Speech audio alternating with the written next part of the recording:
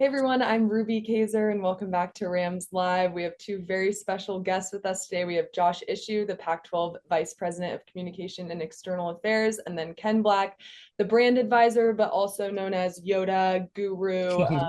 He's the mastermind behind that new Pac-12 logo that got released a few weeks ago. And we're going to dig into just that, the Pac-12 logo. So first off, I just want to hear kind of your guys' process. What did the early stage look like when we were trying to reimagine this logo? Thank you, Ruby. He is Yoda, and you'll see that in a second when he shares this process. I mean, Ken, I'm going to say it started with all of our athletic directors and you in a boardroom almost 2 years ago, and a bunch of blank whiteboards, and having a really in-depth discussion on, hey, what do we want this league to be? What do we want it to feel like? How do we want that experience to be for all of our stakeholders, for people who live this and are going to live this in the new Pac-12? So that wasn't specific to any logo design or brand identity, but it was specific to strategic vision and what we want this brand to be. From that point on, and Ken's creative background and design background was very helpful here. And we did bring on an awesome agency in Lincoln Design out of Vancouver, Washington. That then we were able to, okay, let's take the blank slate approach at that point, apply the over 100 in-depth interviews we had with various stakeholders across all 9 campuses. So current student athletes, past student athletes, coaches, athletic directors, presidents, university faculty. We wanted to speak to those who live this on their campus, live the brand, and get their perspective in terms of what this would be moving forward. Again, on overall strategic vision and much more than, hey, what should the logo look like? But we certainly did include student athletes at the end there. So yeah, from there, Ken, right, like starting with Lincoln and letting them begin with no rules and start to refine, all right, what do we want this to be? And maybe how we got to our charge to evolve and not eject. That's fair, Ken. Yeah, I think it's great. The biggest thing, what I learned early in my design and brand career is that there was a saying that I heard early days, which is a logo is simply an outer sign of an inner belief, right? And so if that's the case, this logo is going to represent who we are as a conference. Then the question is, who do we want to be? And that comes from so many different places. And you can't make a logo that literally encapsulates everything. But if you have meaning and purpose behind it, when you release it, it's one thing, and some people like it, some people won't. But the reasons why it has the shape and the form and the style that it does, if it's connected to something real, then that's as a marketer, that's what you begin to build upon from that starting point forward. So that's what we were doing. All he was saying is mining for meaning, I guess you would say, from the people who not only operate within the leadership of the Pac-12, but more importantly, from student athletes, from the people who will live it and wear it over their chest, over their heart, as they bring in the new era of what the new Pac-12 is going to be. Yeah, I told you it was Yoda, right, Ruby? And if it's fair, right, like why we were even doing that, and the starting point of, okay, if there's been a change, which there certainly was, this is a new Pac-12. We're dealing with a 110-year-old startup, right? 110 years old startup. Wait, those two things are complete opposites. That doesn't make sense. What are we doing to bring that to life? And if nothing's changed, Ken, you've said this numerous times. If nothing has changed, then nothing has changed. And for CSU, student athletes, fans, the community, for all of our income, even for Oregon State and Washington State, giving them something that is ownership over this new Pac 12 that is only theirs. At every point in time, there's been a change to the Pac 12 and the Pac 10 and the Pac 8 and their composition. There's been some evolution of the brand identity, particularly the primary mark and logo. That certainly happened here. And that provides, like, from our perspective, this is your Pac-12, and this is a shield that they will get to wear, and they will champion and bring to life, that is not connected to any of the past. It's built on that and that foundation, but it's a new interpretation that comes to life. Absolutely. And I think that's such a unique opportunity where you have this foundation of history to build on, but also an opportunity for a new era. Ken, when you were designing this logo, walk me through your creative process and maybe can you point out, Josh so handily has the logo up for us, but if you could point out a few of the key maybe Easter eggs that some people have missed. Yeah, for sure. And the design team, as Josh referenced, is from a firm called Lincoln Design Co. And they're in Portland, Oregon. They do things we love them because they do stuff within sport. So for like Nike, Adidas, Fanatics, and that crew, and also very much on the culture side, skate companies, Liquid Death, Mattel, Hot Wheels, stuff Hot like that. So Wheels. we Yeah. love the connection between sport and culture, and so they really did a good job. And as far as the design goes, and the direction to them was, as Josh I think said, everybody we talked to referred to our mark as a shield, so we knew that that was important. And one of the first things you want, and with any logo you ever create, you want it to be distinct. And so knowing that the tradition was we were a shield, we began to look at shields in general. So that's as a starting point. If you take all the stuff out of them and you look at just the shapes, we looked at hundreds of shield shapes. And if you take, for example, the NFL shield, and you take the NFL and the stars and the football out of it, but you look at just the silhouette, you can tell that's the NFL. And there are some shield shapes that when you look at them, you go, oh, that's probably like Yellowstone Park. That's like a national park, or this one is a freeway, or whatever else. And what we found was the previous Pac-12 shape had a really distinct and specific version that didn't look like much of anything else. The only things we could find close to it were like the Ferrari logo, the Porsche logo, which we thought was kind of cool. The whole notion of Lamborghini. performance Yeah. technology, right? Really premium and performance. And so we thought we had something there. So from there, you say, okay, if that's the foundation, what else do we need to build into this thing? And so some of the symbology within it, as you look at the old logo, it had a lot of outlines. It was an old school kind of shield. This one has no borders.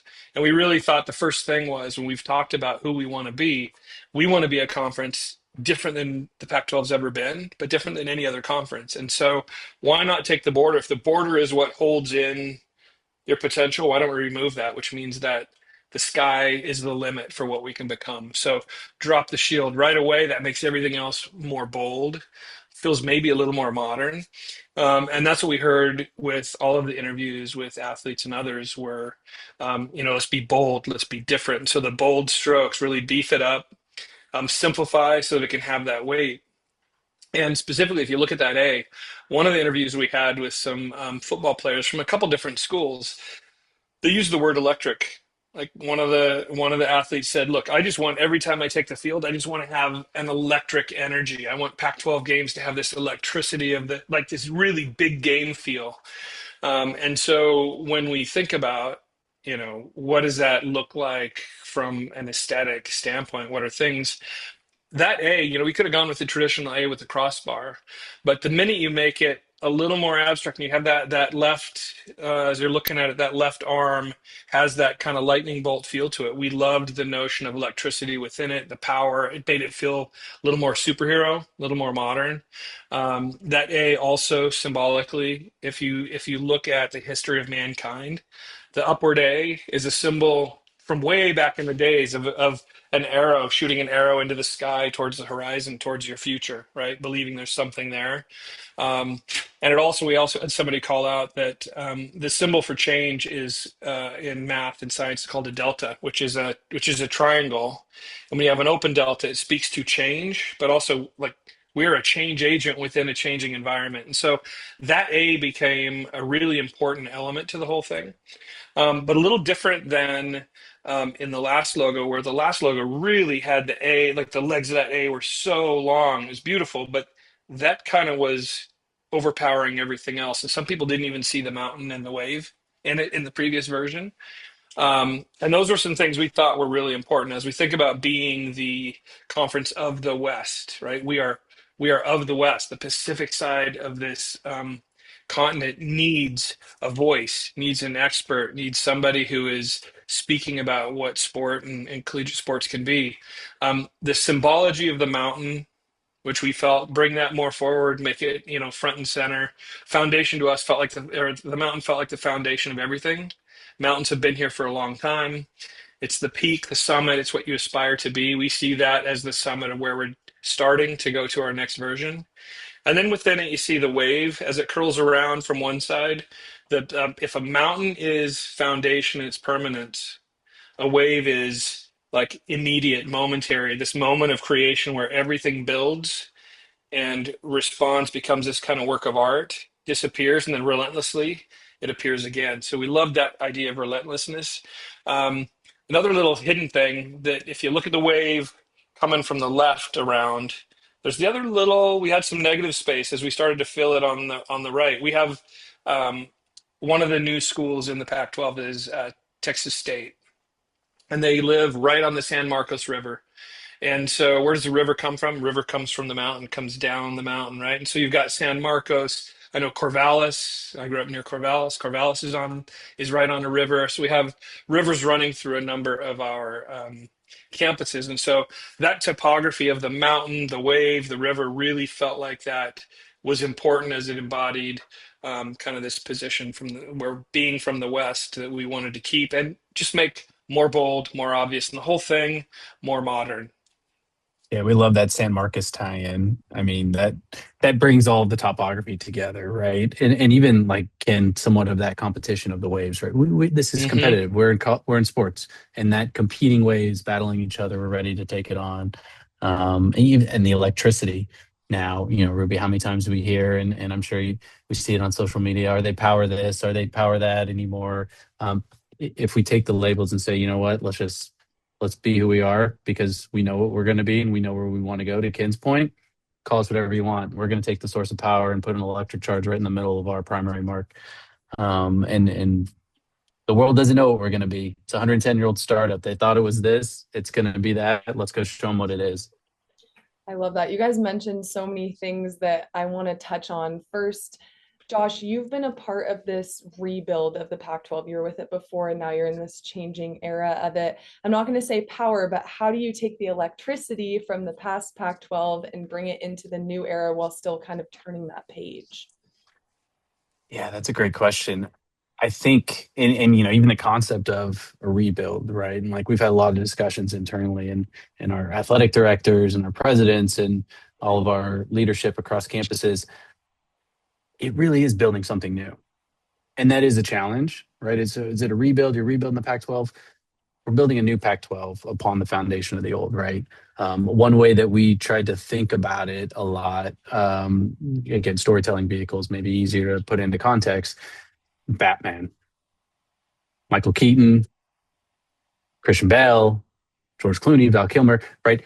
Who's your favorite Batman? And the answer is Michael Keaton is the best. No offense to Christian Bale, that was great. Robert Pattinson's awesome now, but the point is the brand is always Batman. At every point in time, a new interpretation is brought to life, whether it's with Tim Burton and Keaton or Chris Nolan and Bale. And that is how we see this happening here. Now, that was a lot of how we thought about the starting point of the brand identity being the new logo, but really that permeates through everything and what we're trying to do. So building something new on top of that. I say I have worked at the Pac-12 for over 9 years, but I've worked at the new Pac-12 since September 12th, 2024, right? That's the date that Colorado State and Oregon State and Washington State and the first 6 schools at that time announced, hey, we're going to build a new Pac-12. And then became 7 and then 8, now 9. So that to me is part of the challenge, but also part of the opportunity of one, we need to establish what we are collectively. That is a new identity, that is a new brand. But at the same time, we do have the benefit and the opportunity of building upon that foundation of that equity that Ken referenced. People know exactly what the Pac-12 is, that premier standing that has been the sole focused out west college sports conference, right? Are there schools, even in the state of Colorado, I won't reference that school, that are in this territory? Yes, but those conferences maybe not as primarily focused on this region based on their membership structure and that truth that lives right here in our logo and our topography. For sure. I think you're very much giving Batman with the Pac-12 logo right there and the all black background. When you said that, I was like, I feel like this was a setup or something. And we've got Yoda And, to describe it. It's yeah, amazing. So see, it's all science fiction, fancy. Hey, Ruby, could I throw one more thing in that? Of I think course. to Josh's point, when you are creating a new mark, especially for a traditional company, the cool part is we're at this flux, right? We're at this inflection point where what was is no longer and what is has yet to be. What we tried to create is something that has enough meaning and the beauty of it. So I grew up, my early years as a designer stuff, we're at Nike. One of the legendary stories are when Phil Knight was shown the swoosh for the first time. And I think it was the night before they had to ship something and put something on a shoe, and it's this is it. And his comment was something like, well, I guess it's okay. I guess it'll grow on me, right? And so the story that I think is relevant there is that it is what it is at the beginning, but it becomes something else over time as things pour into it.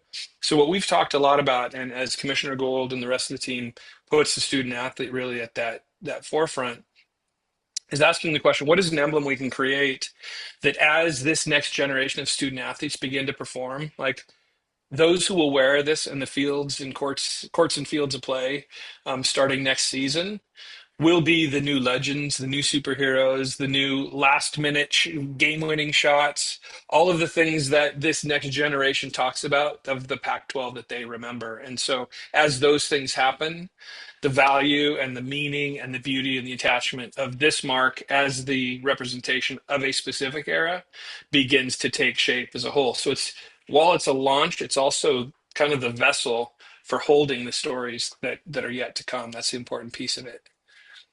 I'm gonna layer on one last or maybe two last things on that because I think it's so right, Ken. Back to your question, Ruby, of the old Pac-12 and how we thought about things and how I certainly thought about it a lot was when you think about the old Pac-12 brand and from an outsider's perspective, I lived it on the inside, but maybe from a fan or outsider's perspective, that brand used its primary market shield defensively, typically to deflect. There were moments of, hey, we need to try to steer image. Point being, we tried to think of this more. Let's use the shield as a tool. Let's not hide behind it. Let's give that to the superheroes, which for us are the student athletes, to Ken's point, and start to think about how this brand comes to life in a way that is used more like how Captain America will chuck it at you versus we're going to hide behind it and hope that we can deflect. And maybe one of the first places we thought about that application, this isn't so much chucking a shield at anyone, but to speak to what we said we want it to be, if we're saying we're student athlete centered and we want to focus on the student athlete, we didn't unveil this primary mark initially with a press release. We said, hey, if that's who we want to be and that's what matters most, let's allow for them, student athletes, to have the opportunity to introduce this starting point of the new brand identity. And that's what we did. So getting that out that Saturday during what was 5 of 8 spring football events and various other things going around campus, and allowing student athletes just with a t-shirt and getting enough of those ordered and on campuses to be the first time it gets out there, and then follow on that a couple days later with the official announcement and here's the press release for it. But that was how we thought about it early on, and I was really excited that we're able to bring that to life in that way. I love the importance on the student athletes. You both just mentioned that. Were there any moments when you were talking to student athletes in the process of designing this logo that really stood out to you? I know, Ken, you mentioned the football players. Were there any other pieces that you took from that you think will carry on beyond the logo?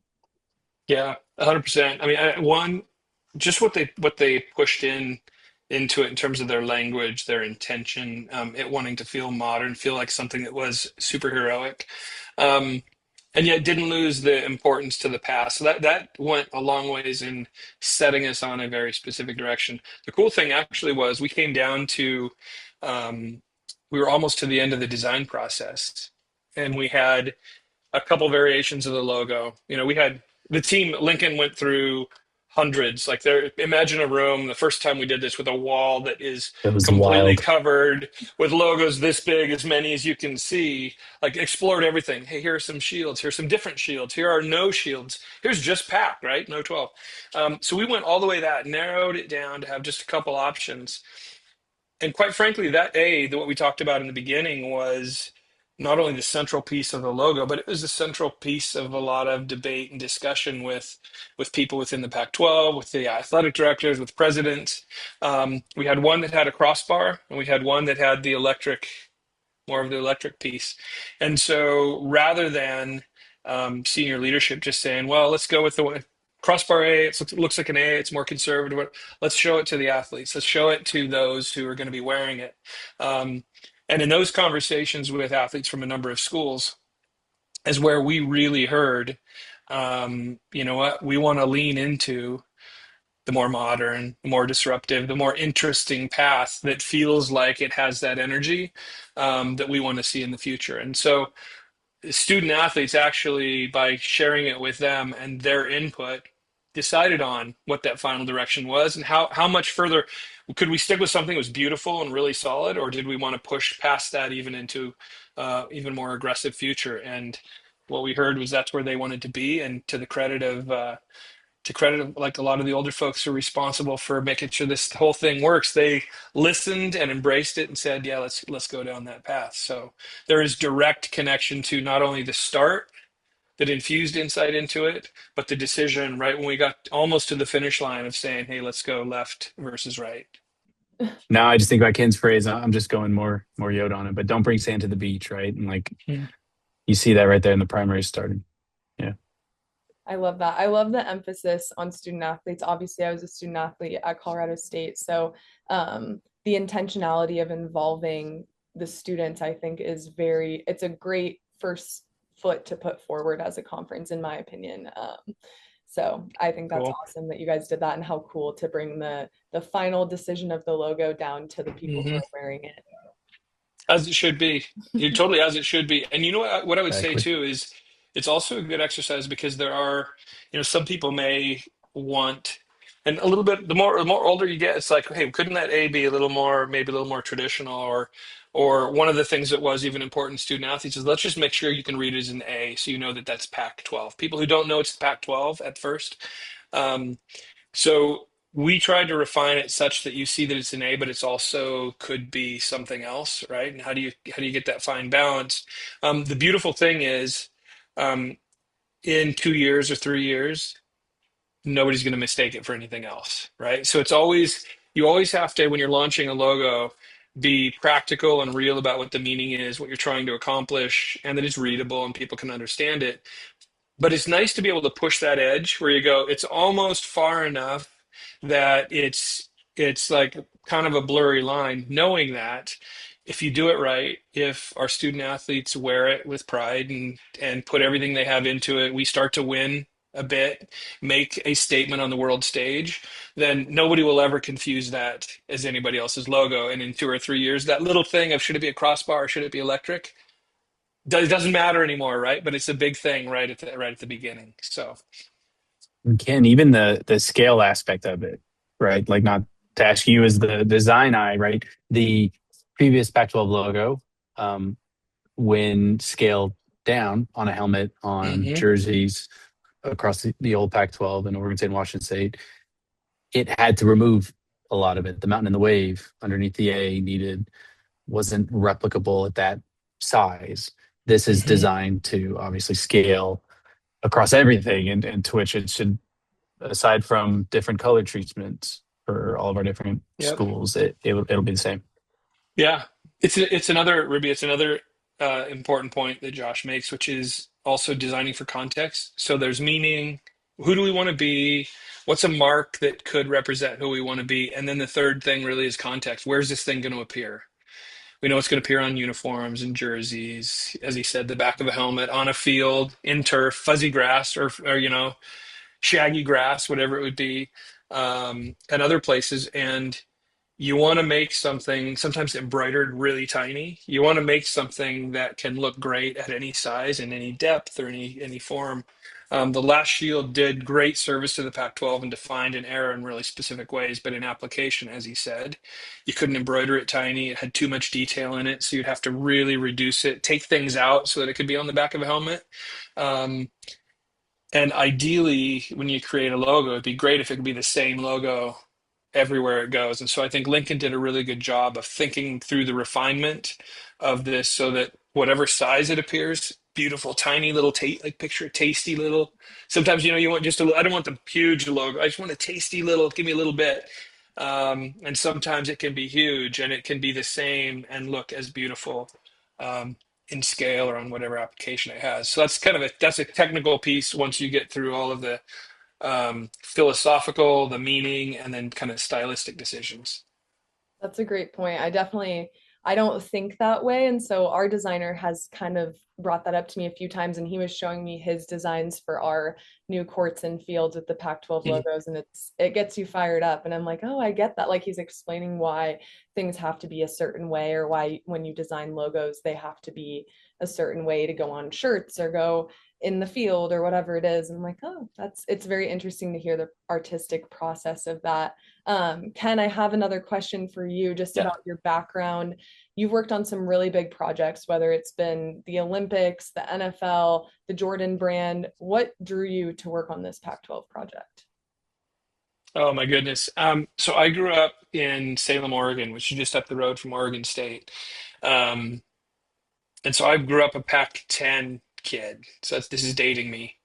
Might have been might have been Pac-8, but I I went to a knew it as the Pac-10 Pac-10. school too. Can you get it? So you know what? Oregon State, I grew up going to their basketball games when they were killer back in the day. Um, Two of my sons went to Oregon State. My youngest started Oregon State, graduated from SC. So the whole West Coast Pac-10, Pac-12 thing is really close to me.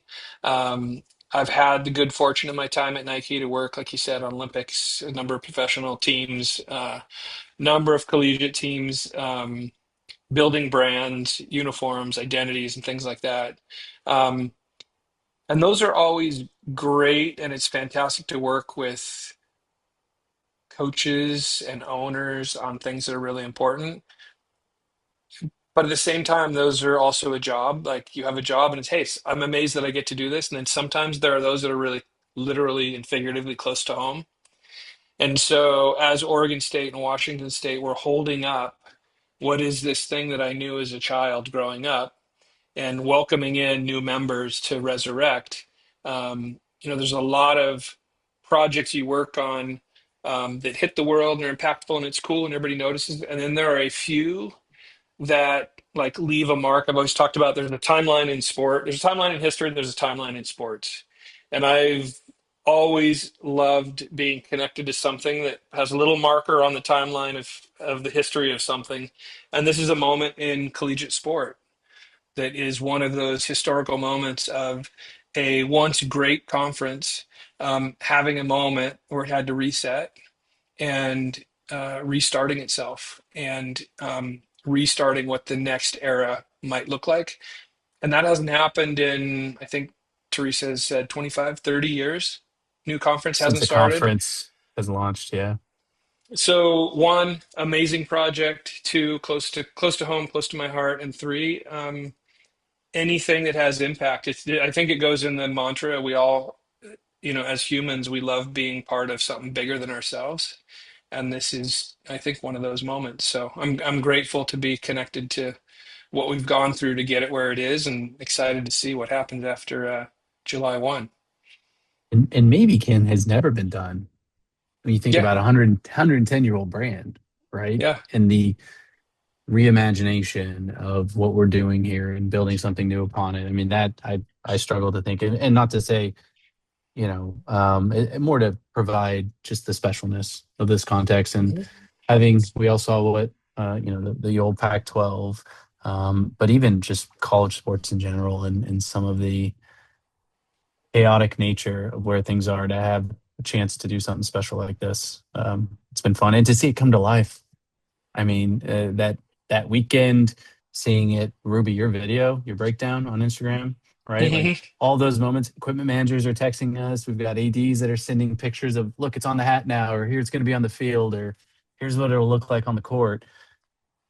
It's pretty wild and pretty exciting to see what's coming. Which July 1 launch officially, and then obviously get to kick off of the fall season in early August with our Olympic sports and football to follow. So Well, I had a similar story. I grew up in Canby, Oregon, and my twin brother is actually a Beaver. So I was ecstatic when CSU entered the Pac-12 and that news. So being able to work with the conference is something that I have always dreamed of. So it's pretty cool. My mom is a USC Trojan now, so or was. So Uh, I Yeah. grew up watching USC football as well in the Pac-12, so it's been So very nostalgic to be a part of. It's sibling cool. rivalry now, I know. right? Well, they're all gonna, we host this year the football game, so I'm like, guys, book your tickets Love it. already. Like we got a showdown in Fort Collins coming up. I think it's in October, October 3rd, maybe. So Ooh, mark your calendar. But Coach Mora, Hopefully, Coach Shepard, that's gonna be fun. I hopefully, know two hopefully new you're gonna have coaches too.